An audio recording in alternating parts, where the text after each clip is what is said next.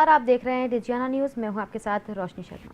Corona की तीसरी लहर का प्रकोप खत्म होने के बाद सभी त्योहार उत्साह और उल्लास के साथ मनाए जा रहे हैं। ऐसे में हिंदू नववर्ष गुड़ी पड़वा को लेकर भी बहुत उत्साह है। गुड़ी पड़वा का महत्व महाराष्ट्रियन परिवारों में ज्यादा देखा जाता है। महाराष्ट्रियन समाज में विजय पताका के रूप में घरों पर गुड़ी बांधी जाती है। इसी के चलते महाराष्ट्रियन परिवारों में विशेष उत्साह भी देखा जा रहा है। आज चैत्र शुक्ल प्रतिपदा यानी गुड़ी पड़वा के मौके पर घर घर गुड़ी, साथ ही पारंपरिक रूप से शक्कर बताशे से बने गहनों से भी पर 2 साल बाद एक बार फिर नगर में उल्लास छा। तरफ चैत्र नवरात्रि की शुरुआत आज से हो रही है, वहीं इसी दिन महाराष्ट्रियन समाज द्वारा गुड़ी पड़वा हर्षोल्लास के साथ मनाया जा रहा है। इसी की अधिक जानकारी के लिए हमारे साथ जुड़ चुके हैं इंदौर से हमारे संवाददाता प्रवीण सावंत जी। प्रवीण जी, बहुत बहुत स्वागत है आपका। प्रवीण जी, गुड़ी पड़वा के साथ ही आज से चैत्र नवरात्रि प्रारंभ हो रही है, तो इसको लेकर आज किस तरह का माहौल है? बिल्कुल ठीक कहा रश्मि आपने कि कोरोना के 2 साल जो हैं वो त्यौहार उन पे पूरी तरीके से फीके नज़र आए थे, लेकिन इस वर्ष जो है वो उत्साह पूरे चरम पर है। हमने देखा होली रंग पंचमी पर जो भीड़ गैर में देखने को मिली वो एक अप्रत्याशित भीड़ थी। इससे पहले कभी भी इतनी भीड़ गैर पर नज़र नहीं आई। इसी तरह अब हम देख रहे हैं कि जो गुड़ी पड़वा है और चैत्र नवरात्र, इस पर आम जन का उत्साह बाहरी देखने को मिल रहा है।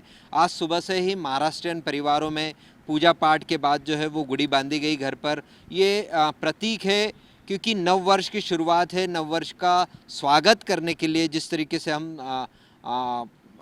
महाराष्ट्रियन परिवारों में साड़ी, ब्लाउज़, शक्कर की माला, हार फूल, ये इसकी गुड़ी बांधी जाती है और श्रीखंड, पूरी और मीठे व्यंजनों से भोग लगाया जाता है।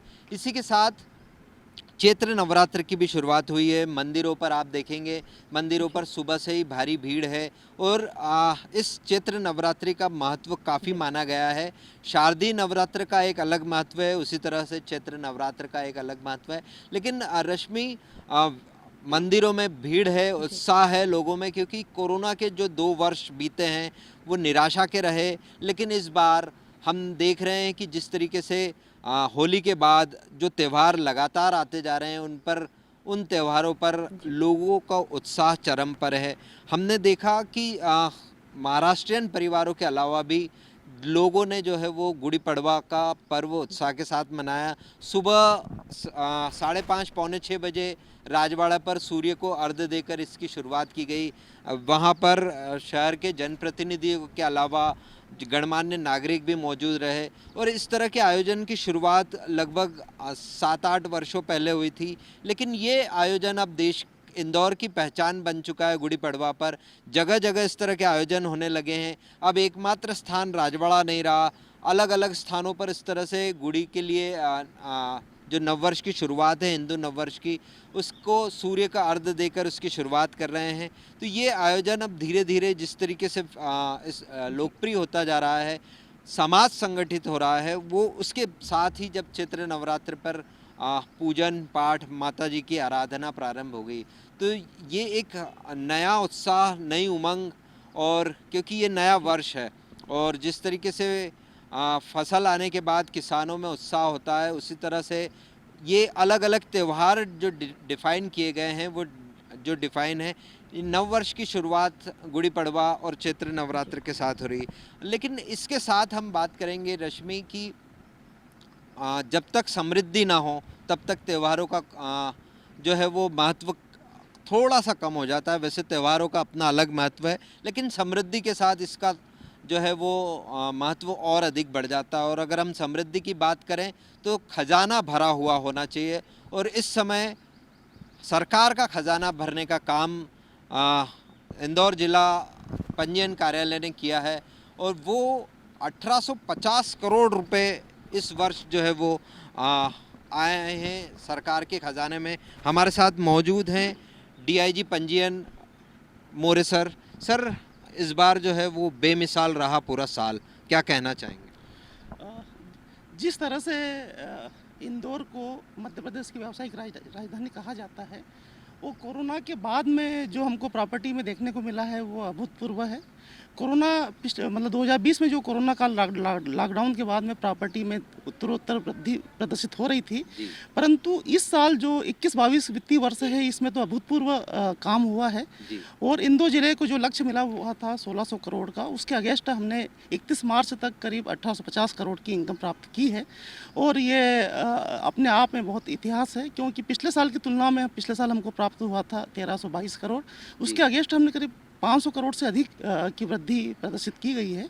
और इंदौर ने अपने नाम को चरितार्थ किया है। जिस तरह से यहाँ पे व्यावसायिकरण ज़्यादा है, और इसी तरह से इंदौर जो शहर है, शहर के आसपास के जो क्षेत्र है, जैसे कि प्लानिंग एरिया है, इस एरिया में अभूतपूर्व वृद्धि हुई है और यहाँ पे क्रय विक्रय बहुत ज़्यादा हुआ है। सर, हम देखते हैं कि प्रदेश में इस वर्ष जो है वो 1400 करोड़ अधिक राजस्व मिला है, लेकिन उसका जो एक बड़ा प्रतिशत है वो आपके कार्य क्षेत्र में आता है, इंदौर उज्जैन संभाग में, और वो लगभग 800 करोड़ है।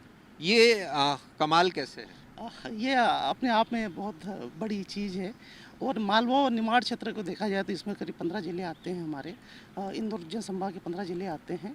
वो इन 15 ज़िलों में सभी ज़िलों में लगभग समान तरह से वृद्धि प्रदर्शित हुई है, और सभी ज़िलों ने अपने लक्ष्य से अधिक राजस्व दिया है, और निश्चित तौर पे इससे राज्य शासन के खजाने में वृद्धि हुई है। सर, ये खजाना जो है वो कहीं ना कहीं विकास के क्षेत्र में काम आता है, और आप अप्रत्यक्ष तौर पर प्रदेश के विकास में एक महत्वपूर्ण भूमिका निभाते हैं। एक्चुअल में क्या है कि जिस तरह से ज़मीन का क्रय विक्रय हो रहा है, और इंदौर के साथ साथ में प्रदेश के सभी ज़िलों के लोग यहाँ पे आके निवेश कर रहे हैं। वो इंदौर के साथ साथ में मध्य प्रदेश के साथ साथ में भारत के सभी बड़े बड़े शहरों के लोग भी यहाँ इन्वेस्ट कर रहे हैं। और जो लोग विदेशों में चले गए हैं, जिनके बच्चे विदेशों में चले गए हैं, वो लोग भी यहाँ इन्वेस्ट कर रहे हैं। तो इंदौर एक समृद्ध पहले से भी था, और इस वजह से क्रय विक्रय को देखते हुए देखा जाए तो आने वाले समय में इंदौर की स्थिति बहुत अच्छी रहने वाली है। सर, हमने देखा कि कोरोना काल के दौरान लगभग सभी व्यवसाय जो है वो पूरी तरीके से ठप हुए। रियल स्टेट एक अपवाद कहा जा सकता है, लेकिन कितनी चुनौती थी, क्योंकि पिछला वित्तीय वर्ष भी आपने उस चुनौती के बीच में निकाला, और इस वित्तीय वर्ष में भी कुछ समय ऐसा था जब आपके समक्ष चुनौतियां थी। वित्तीय वर्ष 20-21 में देखा जाए तो 20-21 में 23-24 मार्च से लगातार लॉकडाउन था, वो कड़ा लॉकडाउन था। उसके बाद हमारे 20 मई से हमारे कार्यालय ओपन हुए थे, और उसके बाद धीरे धीरे प्रॉपर्टी लाइन ने गति पकड़ी, और जून जुलाई 2020 से अच्छी वृद्धि प्रदर्शित हुई है। उसको हमने धीरे धीरे चुनौतीपूर्ण निपटाया और 1322 करोड़ का राजस्व प्राप्त किया। इस साल भी अप्रैल में कोरोना बहुत भयानक स्थिति में था। उसके बावजूद 13 मई 2021 से कार्यालय खोलकर लगातार काम करते हुए हमने प्रयास किया कि राज्य शासन का राजस्व बढ़े, और उसका परिणाम ये हुआ कि इंदौर जिले ने ऐतिहासिक 1850 करोड़ की राजस्व। सर, वैसे तो इंदौर प्रदेश की व्यावसायिक राजधानी कही जाती है, निश्चित तौर पर यहाँ पर अन्य जिलों से अधिक राजस्व मिलेगा, लेकिन वो क्या ऐसे कारण रहे कि लोग जो है वो पंजीयन कार्यालय पर पहुँचे, उन्हें किस तरह की सुविधाएं दी गई जिसके चलते ये इतना बड़ा एक ऐतिहासिक रिकॉर्ड हमने बनाया? देखो, इंदौर स्वच्छता में 5 बार नंबर बनाया है, और देश विदेशों में इंदौर का नाम रोशन हुआ है, और उससे जो इन्वेस्टर्स है, जो मकान बना के रहना चाहते हैं, वो इंदौर की ओर आकर्षित हुए हैं, और उनकी वजह से क्रय विक्रय निश्चित तौर पे बढ़ा हुआ है। और उसके बाद हमने देखा है कि मार्च महीने में अधिक संख्या में पब्लिक आती है हमारे कार्यालयों में, तो उनके लिए हमने ये सुनिश्चित किया कि वो सुगमता के साथ में सफलतापूर्वक अपने कार्य को संपन्न करें। इसलिए हमने कुछ व्यवस्थाएं करी थी, जैसे कि उनके लिए पानी पीने की व्यवस्था, बैठने की व्यवस्था, गर्मी है तो कूलरों की व्यवस्था करी थी। कुछ कार्यालयों में हमारे यहाँ जगह की कमी है तो हमने बाहर टेंट लगाए थे, पानी की व्यवस्था की थी कि उनको किसी भी रूप से कोई भी प्रॉब्लम्स न आए। इसी का परिणाम ये हुआ कि 31 मार्च को यहाँ पे मेले जैसा स्थिति थी, और बहुत अधिक मात्रा में रात 2:30 बजे तक आपने रजिस्ट्रियाँ की? बिल्कुल, रात को 2 से 2:30 बजे तक तो दस्तावेज का पंजीयन चलते रहा, और पब्लिक भी वहाँ पे आती रही। और हमने ये सुनिश्चित किया कि कोई भी आदमी जो 31 मार्च को दस्तावेज का पंजीयन करवाना चाहता है, उसमें से कोई भी आदमी वापस नहीं जाए, और ये हमने कर दिखाया। कोई भी आदमी जिसने पंजीयन करने की सोची है उसने पंजीयन करवाया है। आपसे जब चर्चा हुई थी तो आपने कहा भी था कि किसी ने अगर ख्याल भी किया है कि मुझे पंजीयन कराना तो उसके लिए भी हमने सभी सुविधा दी। बिल्कुल, ये इस बात की खुशी होती है कि किसी ने मन में सोचा भी कि आज हमको पंजीयन करवाना है और हमने ये व्यवस्था करी कि वो पंजीयन करवा के अपने घर में खुशी-खुशी तो स्टाफ ने भी, क्योंकि हमने देखा पिछले 70 दिनों से बिना अवकाश के आपने काम किया, आपने, आपके स्टाफ ने, क्या कहेंगे आपके स्टाफ को लेकर? बिल्कुल, मैं बहुत खुश हूँ क्योंकि 23 जनवरी को लास्ट संडे मिला था सभी स्टाफ को। उसके बाद लगातार पिछले 2.5 महीनों से लगातार सब लोग काम कर रहे हैं,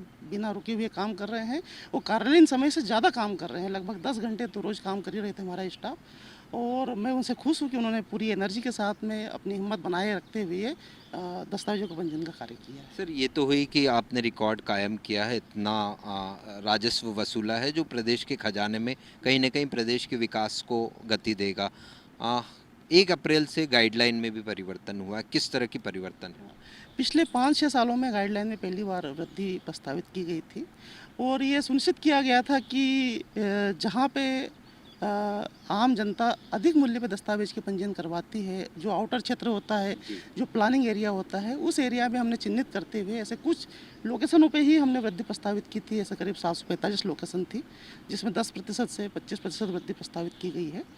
उसके साथ साथ में जो केंद्रीय मूल्यांकन बोर्ड उपबंध जारी करता है उसके अनुसार जो आरसीसी निर्माण की दर है, पहले इंदौर शहर में देखा जाए तो 12,000 प्रति वर्ग मीटर थी, अब उसको 13,000 वर्ग मीटर प्रस्तावित की गई है, जो सामान्य रूप से देखा जाए तो वो भी अभी कम है उससे। जी। सर, कितना आवश्यक हो जाता है, क्योंकि गाइडलाइन का बढ़ना और प्रॉपर्टी के इसमें क्या महत्वपूर्ण है, हर बार हमें आवश्यकता होती कि गाइडलाइन बढ़ानी चाहिए? देखो गाइडलाइन जैसे उन्नति की बात करते हैं तो हमको पैसे की आवश्यकता भी पड़ती है, शासन को पैसे की आवश्यकता भी पड़ती है। वो गाइडलाइन राज्य शासन की इनकम, स्टाम्प ड्यूटी और पंजीयन शुल्क की इनकम में गाइडलाइन का महत्वपूर्ण योगदान होता है। तो जो बाहर जो मार्केट की ग्रोथ होती है उसके हिसाब से गाइडलाइन बढ़ाना भी पड़ती है। सर, पर हमने अमूमन देखा है, मैं पिछले कई वर्षों से आपके विभाग को कवर भी करता आ रहा हूँ, पर ये देखा है कि मार्केट के साथ आप तालमेल बिठा के करते हैं। कई जगह तो ऐसा भी है कि आपकी गाइडलाइन बाजार मूल्य से भी कम है। नहीं, ये हो सकता है क्योंकि गाइडलाइन एक मिनिमम रेट होते हैं जिसमें हम सरकार के लिए स्टाम्प ड्यूटी और पंजीयन फीस की वसूली करते हैं। कोई आम जनता यदि जितने पे लेन देन हुआ है उस पर यदि दस्तावेज का पंजीयन करवाना चाहती है तो करवा सकती है, स्वतंत्र है उसके लिए। जी सर, देखते हैं हर बार आपको जो है वो बड़ा हुआ लक्ष्य मिलता है। इंदौर कमर्शियल कैपिटल है तो स्वाभाविक है राज्य सरकार की अपेक्षाएं भी आपसे अधिक होती है और उसको आप हर बार अचीव करके देते हैं। पिछले साल से इस बार कितना आपने ज़्यादा किया है और आने वाले समय में क्या अब और आपको लक्ष्य बढ़ के मिलेगा?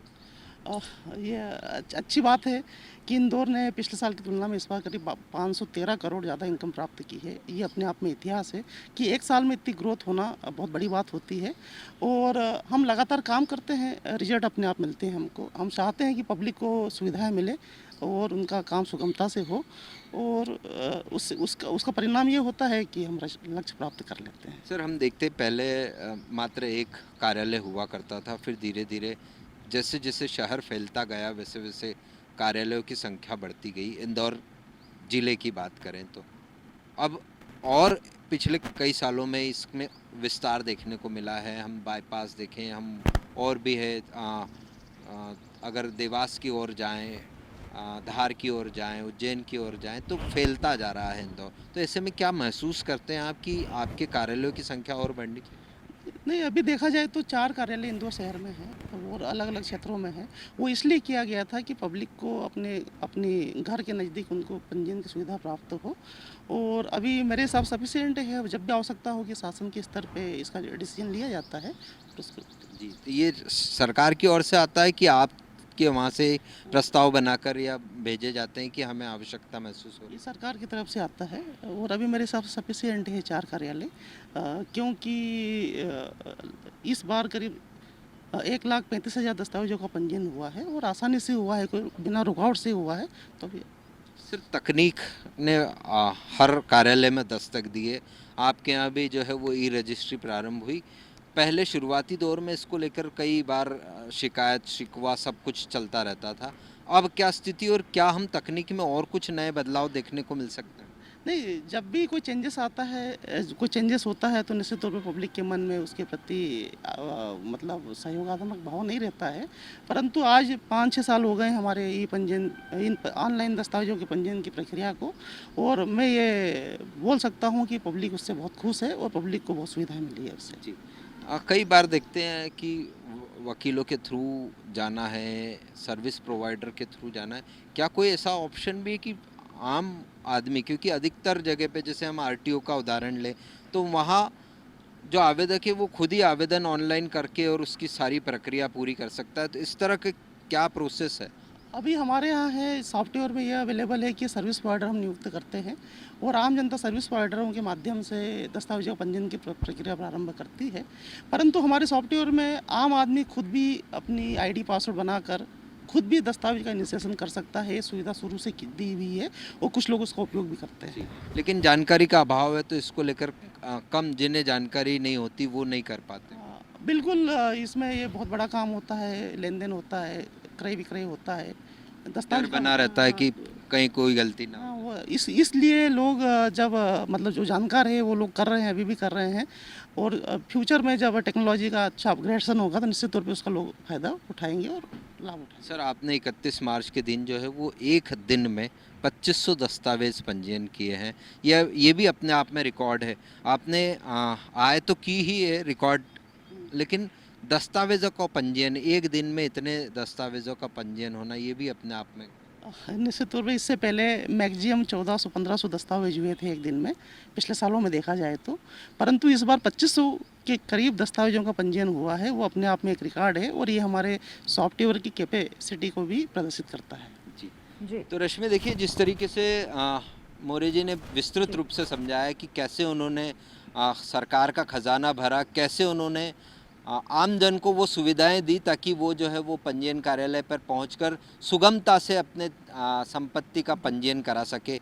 तो ये तमाम प्रयास मौर्य जी के रहे हैं, उनके स्टाफ के रहे हैं, जिसके चलते ये अभूतपूर्व राजस्व जो है वो इस पंजीयन विभाग ने किया है। तो माता रानी और इनकी कृपा तो ही, और नव वर्ष पर ये एक सरकार को इन्होंने जिस तरीके से खजाना भर के दिया है वो आने वाले दिनों में हम प्रदेश के विकास के रूप में उसको खर्च जी होते बिल्कुल हुए प्रवीण जी, जिस तरह से आपने बताया कि गुरुवार का दिन इंदौर पंजीयन कार्यालय के लिए इतिहास का सबसे बेमिसाल दिन रहा। 1600 करोड़ का इस वर्ष लक्ष्य रखा गया था। कड़ी मेहनत और लगन से 1835 करोड़ से अधिक का राजस्व अर्जित किया गया है। पिछले साल से यदि हम तुलना करें तो इस साल 513 करोड़ ज्यादा राजस्व प्राप्त हुआ है। इंदौर के लिए यह एक बहुत बड़ी उपलब्धि मानी जा रही है। जिस तरह से अभी बदलाव किए गए हैं तो आगे चुनौतियां भी बढ़ सकती है, तो इसके लिए कार्यप्रणाली में क्या कोई बदलाव आ सकते हैं? जी बिल्कुल मौर्य जी, रश्मि जानना चाहती जिस तरीके से आपने एक अचीव करके दिया है, सरकार का खजाना भी भरा है, तो अब सरकार की अपेक्षाएं भी आपसे और अधिक बढ़ जाएगी, तो उसके लिए तैयार हैं आप? बिल्कुल तैयार है, और सबसे मैंने कि आप लगातार लगन के साथ मेहनत करते जाओ, सफलता अपने आप मिलती है।